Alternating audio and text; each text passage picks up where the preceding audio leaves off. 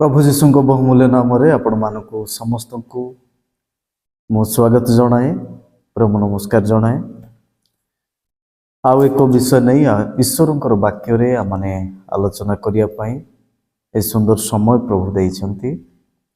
तेणु आसतु माने आज माने संचय संबंध रे अल्प समय आलोचना करबा। आमाने विभिन्न समय संचय विषय को नहीं आम चिंतार पड़ी था। जदि आमान को जीवन रे संचय नहीं तो आमानकर निकट भविष्य रे आम असुविधा पड़ू। तबे आसतु आमने अल्प समय बाइबल रु आमने शिक्षा करिबा जे बाइबल आमान को कि भली संचय करिया पाई उत्साहित करे। मो सहित आपण माने दयाकोरी आदि पुस्तक 41 अध्याय हम जदि देखू सेठी जोसेफ जो समय कि 7 वर्ष दुर्भिक्ष हबो देश रे 7 वर्ष दुर्भिक्ष हबो तेणु से जो 7 वर्ष निमंते प्रस्तुत हेले यह एक भल दृष्टांत आम पाए। आउ से संचय आरंभ कले खाद्य शस्य देश रे जेपरी दुर्भिक्ष रे लोक माने मृत्युवरण करिवे नाही से उद्देश्य रे से संचय कले। आउ आमने सर्वदा ए संचय विषय को चिंता करूछु जे आमे एमती करिवु सेमती करिवु किंतु आमानकर चिंता चिंतार रही थाउछि। आमानकर अल्प पुंजी ताहा मध्य सरी सरी जाउछ अनेक समय। प्रिय माने आमाने जदि देखिबा हितोपदेशर मध्य आमानकु गोटे शिक्षा मिले संचय उपरे 10 अध्याय 5 पदरे हितोपदेश 10 अध्याय 5 पदरे ग्रीष्म काल रे जे संचय करे से बुद्धिमान पुत्र मात्र फसल समय जे निद्रित थाए से पुत्र लज्जाजनक। देखंतु जो समय ग्रीष्म काल रे जदि जने संचय करू नाही तेबे शीत दिने जो समय कि नचेत फसल अमल करिया समय से व्यक्ति कि प्रकार रहिबो कोन खाइबो से। तेणु आमने बाइबल रो शिक्षा आमे ग्रहण करिवार आवश्यक रही जे बाइबल आमन को संचय करिया पाई शिक्षा दिए। केवल विभिन्न व्यय करिया पाई आमे जानिछु अटकल करि जानिछु ताहा नुह आमे कि प्रकार भाव रे संचय करिवा एहा मध्ये आमे जानि रखिबा आवश्यक। तेणु एठी लिखा है ग्रीष्म काल रे गोटे छोट दृष्टांत बाइबल रे मध्य रही जो पिंपुड़ी माने एमाने सबुठु छोट जाति किंतु ताकर जो कार्य संचय कार्य आमको शिक्षा मिली थाए।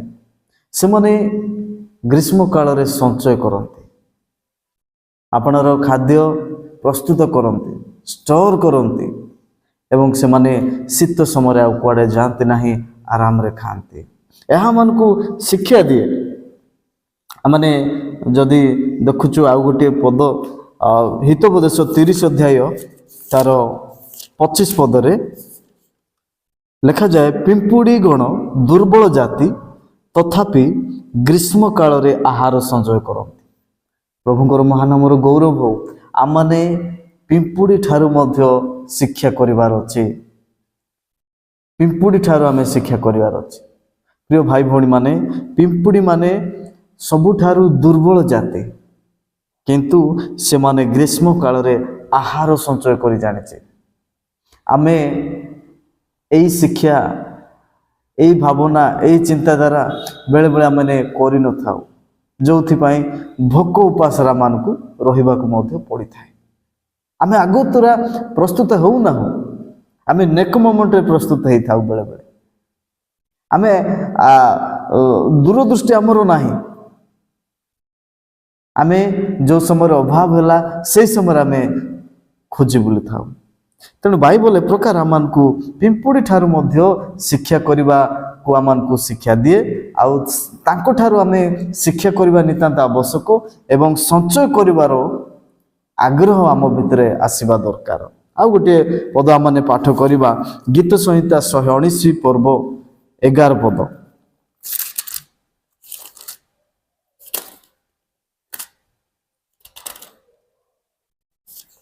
लिखा जाए, मु जेपरी तुम्भ विरोध में पाप न करे एथिपाई मु अपना हृदय मध्य तुम्भर वाक्य संचय करिअछि।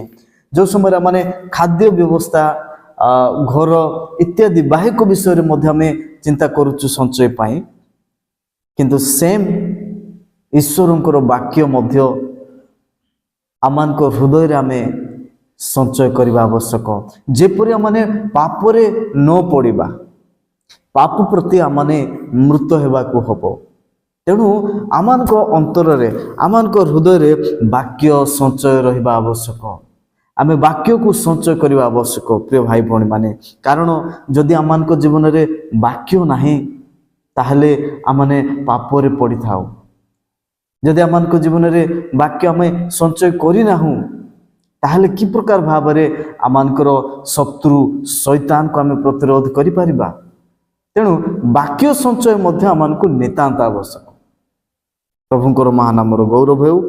आज आमने संचय संपर्क रे आलोचना करू करू एठी देखुछु आउ गोटे विषय जे कि दुनियार सबुठारु धनी व्यक्ति, जे कि कुक्रिया त्यागी परमेश्वरंकर भयकारी जणे, से होउछन्ति आयुब। आयुब तांको जीवन रे अति विश्वस्त भाव रे जीवन अतिबाहित करिसंती। आयुबंको विषय रे पदे मु कहिबी, से जणे एते प्रभु भयालु। तांको विषय रे बाइबल कहे से जणे सिद्ध व्यक्ति थिले एवं से सरल व्यक्ति थिले, परमेश्वरंकर भयकारी जणे थिले एवं कुक्रिया त्यागी थिले। देखंतु केते सरल प्रभु को भय करिबा व्यक्ति, सब धन संपत्ति रे प्रभु ताको अनुग्रह करथिले, सब संभ्रांत व्यक्ति से थिले। किंतु से कहउचंती 23 अध्याय 12 पद रे, मु ताहाको अष्टाधर निर्गत आज्ञारु विमुख होई नाही, मु अपना आवश्यक आहार अपेक्षा अधिक ताहाको मुखर वाक्य संचय करी रखिअछि। देखंतु सबु आहार थिला तांको पाखरे, से जणे संभ्रांत व्यक्ति, जहा इच्छा ताहा अछि, खाइबारे तांकर अभाव नाही, एते प्राचुर्य तांकर। तथापि से प्रकार व्यक्ति कोन कहउचंती जे ताहाको अष्टाधर निर्गत आज्ञारु विमुख होई नाही, मु आपण आवश्यक आहार अपेक्षा निजर थिबा आहार आवश्यक आहार ठारू अधिक से प्रभुंकर वाक्य को संचय करिअछि। देखंतु आमान को वाक्य संचय करबा को पड़िबो। आमान को जीवन रे वाक्यर प्रचुरता रहिबार अछि। ख्रीष्ट विश्वासी भाव रे आमाने वाक्यर प्रचुरता आमान को जीवन रे रहिबा दरकार। आपण जदि प्रथम थरो ए वीडियो देखुचंती प्रिय बापा माँ भाई भौणी माने, आपण संचय करिबा पई एको छोट उत्साह रो वाक्य मु आपण मान को देबा पई चाहे, जे आमने संचय करिया पई सिखु, आमानकर भविष्यत पई, आमानकर निकट आसुथिबा दुर्दिनर दिन मानकरे आमे रक्षा पाइबा पई। आमने संचय व दान ए दुईटा विषय अति गुरुत्वपूर्ण। बाइबल केवल संचय करने को शिक्षा दिए नहीं, संचित धन दान करने शिक्षा दिए। आपण संचय करुचंती भल कथा, किंतु संचित धनरु आपण अन्य मानकु जहाँ को आवश्यक ताहाकु दान करने जानी रखा आवश्यक। एवं बाइबल आमको नियमित भाव में संचय करने को नियमित भाव में दान करने कही थाए। तेणु मोर प्रिय बापा माँ भाई भौणी मैंने आमने जो समय परिवार रहीचु संतान संतति माने पिला माने बापा माँ को निमंते संचय करेंगे ना, किंतु बापा माँ पिला मान को निमंते संचय करेंगे। यही कथा मन रखा दरकार। गोटे वाक्य मान पढ़ा 2 कोरिन्थियो 12 अध्याय 14 पद। देखो मु तुम मान निकट को जीवा निमंते यही तृतीय थर प्रस्तुत अच्छे आउ मु तुम मानकर भार स्वरूप हेबी नाही, कारण मु तुम मानकर धन न खोजी तुम्भ मान को खोजु अच्छी। जेणु संतान संतति मानकर पितामाता निमंते संचय करने उचित नुहे, मात्र संतान संतति मानक निमंते पितामाता संचय करने उचित। आपणकर पिला मानक पाई आपण संचय करंतु, पिला माने आपणक पाई संचय करिवे नाही। प्रिय माने पिला माने बड़ हेले आपणकर जत्न नेबे, आपणकर सेवा करिवे, किंतु संचय आपण पिला मानक पाई कर दियंतु। प्रभुंकर गौरव हेउ। तेणु भाई भला मान को कथा कहे जे संतान संतति माने बापा मां को निमंते आउ से माने संचय करंती नाही, किंतु बापा मां निजर संतान संतति मान को निमंते संचय करंती। आउ गोटे विषय मन देखिबा प्रकृत विषय जहाँकि आमानकर जीवन पाई मध्य किछि गोटे विषय संचित हेबा दरकार। आमानकर जीवन पाई को विषय आमे संचय हेबा करिबा दरकार। प्रथम तिमोथी 6 अध्याय 19 पद माने पाठ करिबा। एही प्रकार कले से माने भावी जीवन निमंते उत्कृष्ट मूलधन आपणा आपणा पाई संचय करिवे, जेपरि प्रकृत जीवन प्राप्त हुअन्ति। प्रिय माने आमाने मध्य प्रकृत जीवन अर्थात से स्वर्ग रे अनंत जीवन कथा।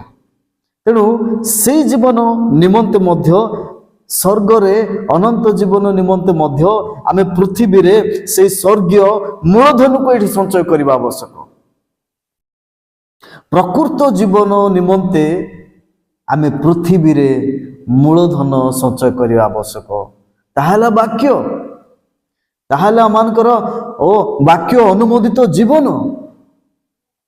तेणु आमने चिंता करिबा, आमने ध्यान देबा जे मु मोर एई जीवन एई जागतिक जीवन रे मु उत्कृष्ट जीवन जहाँकि अनंत जीवन प्रकृत जीवन मु एई पृथ्वी रे ही सही जीवन पाई मु संचय हेबा आवश्यक, मु संचय करिबा आवश्यक।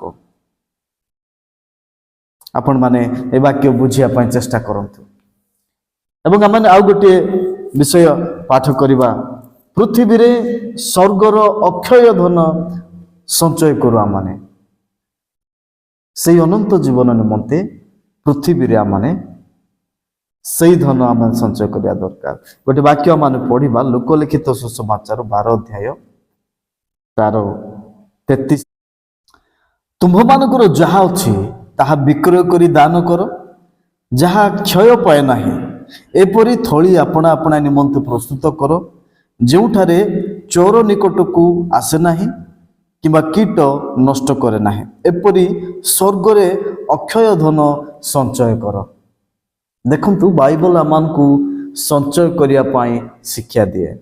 आमे प्रथमे देखिलु आमे जागतिक बा बाहिक बा शारीरिक संचय विषय देखिलु।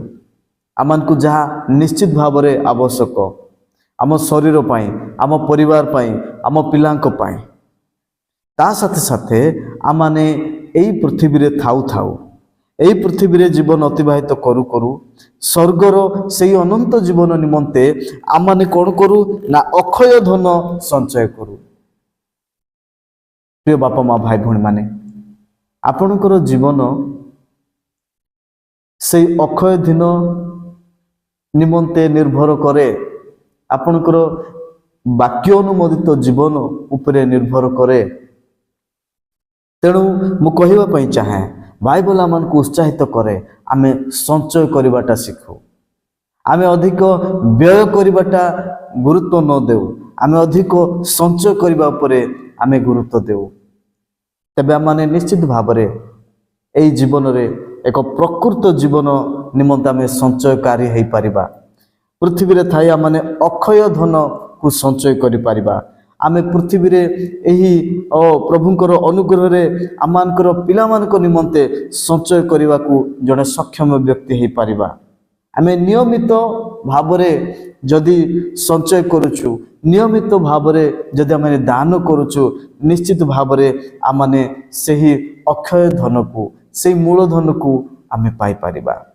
ତେଣୁ ପ୍ରଭୁ ଅନୁଗ୍ରହ କରନ୍ତୁ ଯେପରି ଆମମାନଙ୍କ ଜୀବନରେ ଅଧିକ ଭାବରେ ଆମେ ସଞ୍ଚୟ କରିପାରିବା ଏବଂ ଆମେ ଏକ ଅଟକଳ କରି ଏକ ପ୍ରକ୍ରିୟା, ଏକ ଚିନ୍ତା ସହିତ ଆମମାନେ ବ୍ୟୟ କରିବା ବ୍ୟକ୍ତି ହେଇପାରିବା। ଅନେକ ସମୟରେ ଆମମାନେ ଅଧିକ ଖର୍ଚ୍ଚର ବିବରଣୀ ଆମମାନଙ୍କର ଥିବ କିନ୍ତୁ ସଞ୍ଚୟ ଆମମାନଙ୍କର ନଥିବ। ଏ ପ୍ରକାର ନ ହଉ ପ୍ରଭୁ ଆମମାନଙ୍କ ଠାରୁ ଚାହାନ୍ତି ଜଣେ ସଞ୍ଚୟ କରିବା ବ୍ୟକ୍ତି ଭାବରେ। ତେଣୁ ଏହି ଅଳ୍ପ ବାକ୍ୟ ଦ୍ୱାରା ପ୍ରଭୁ ଆମ ସମସ୍ତଙ୍କୁ ଆଶୀର୍ବାଦ କରନ୍ତୁ। ସମସ୍ତଙ୍କୁ ଧନ୍ୟବାଦ। ଆସନ୍ତୁ ଆମମାନେ ପ୍ରାର୍ଥନା କରିବା। ପ୍ରେମମୟ ସ୍ୱର୍ଗସ୍ଥ ପିତା, ତୁମେ ସର୍ବଶକ୍ତିମାନ ସର୍ବବ୍ୟାପୀ ଅଟ, ତୁମେ ପବିତ୍ରତାର ସୌନ୍ଦର୍ଯ୍ୟରେ ପରିପୂର୍ଣ୍ଣ ଅଟ, ତୁମେ ଧର୍ମମୟ ପରମେଶ୍ୱର ଅଟ। ଏହି ସମୟରେ ଆମେ ଧନ୍ୟବାଦ ଦେଉଛୁ, ତୁମେ ଆମମାନଙ୍କୁ ସଞ୍ଚୟ ପ୍ରସଙ୍ଗରେ ତୁମରି ବାକ୍ୟ ଦ୍ୱାରା ଆମମାନଙ୍କୁ କହିଅଛ। ପ୍ରଭୁ ଏହି ସମୟରେ ଦେଖୁଥିବା ଭାଇ ଭଉଣୀମାନଙ୍କ ଜୀବନରେ ତୁମେ କଥା କୁହ, ଯେପରି ପ୍ରଭୁ ବ୍ୟୟ କମ୍ ଏବଂ ଅଧିକ ସଞ୍ଚୟ କରିବା ଆମମାନେ ଶିଖିପାରିବୁ। ପ୍ରତ୍ୟେକ ବାପା ମା ଭାଇ ଭଉଣୀମାନଙ୍କୁ ଏ ପ୍ରକାର ଏକ ଚେତନାର ବାର୍ତ୍ତା ଦ୍ୱାରା ତୁମେ ସ୍ପର୍ଶ କରିଅଛ, ଏଥିପାଇଁ ଆମେ ଧନ୍ୟବାଦ ଦେଉଛୁ। ଆମମାନେ ଆଗାମୀ ଦିନ ପାଇଁ ଆମମାନଙ୍କର ପିଲାମାନଙ୍କ ପାଇଁ ଯେପରି ସଞ୍ଚୟ କରିପାରିବୁ, ହଁ ପ୍ରଭୁ ମାପଝୁପି ଭାବରେ ଆମେ ଖର୍ଚ୍ଚ କରିପାରିବୁ, ବ୍ୟୟ କରିପାରିବୁ, ଏ ପ୍ରକାର ବୁଝାମଣାର ଜୀବନ ଆମମାନଙ୍କୁ ଦିଅ। ବିଶେଷ କରି ଜଗତରେ ଥାଇ ସେଇ ସ୍ୱର୍ଗର ଧନ ପାଇଁ ଓ ସେଇ ବିନଷ୍ଟ ନ ହେବା ଧନ ଯେପରି ଆମମାନେ ପୃଥିବୀରେ ସଞ୍ଚୟ କରିପାରିବୁ, ଏ ପ୍ରକାର ଆମମାନଙ୍କୁ ଜୀବନ ଦିଅ। ସବୁ ବିଷୟ ପାଇଁ ତୁମେ ଧନ୍ୟବାଦ ପାଅ ବୋଲି, ତୁମେ ପ୍ରଶଂସା ଗୌରବ ପାଅ ବୋଲି ଏହି ପ୍ରାର୍ଥନା ତ୍ରାଣକର୍ତ୍ତା ମୃତ୍ୟୁଞ୍ଜୟ ପ୍ରିୟ ପ୍ରଭୁ ଯୀଶୁଙ୍କ ନାମରେ ଉତ୍ସର୍ଗ କରୁଅଛୁ। ଆମେନ୍।